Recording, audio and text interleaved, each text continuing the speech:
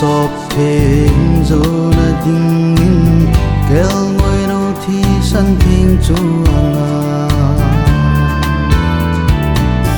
chọn xịt nên kê hen sop theng zo chu Giêsu Christa thi san lu ai Calvary dang sung a chung hin na lui pi a lo me nam lên nom neo hian na lo Giêsu thi san chu chọn se sop theng zo na ding chu Giêsu Christa thi san lu ai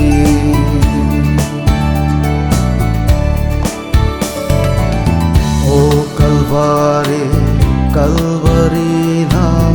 lấy xiết mi tên na ngu se zong le Ken tâm ai sa hằng bên Calvary nắm tin tâm na đại Calvary Calvary thang sung a chung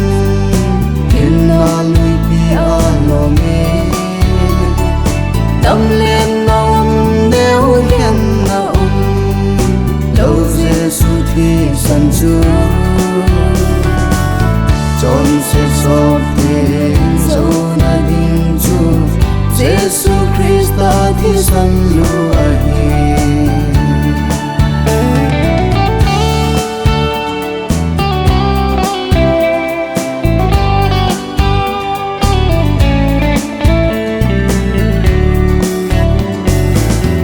Giêsu Christa thi san tay lo hin na ding lam pi dang am po Van ho pi the hen lut na din a bon ki sop theng ho anun nom Calvary dang sung a chung hin na lui pi a lo me nam lên nom neo hian na lo Giêsu thi san chu chọn se sop theng zo na ding chu Giêsu Christa thi san lu ai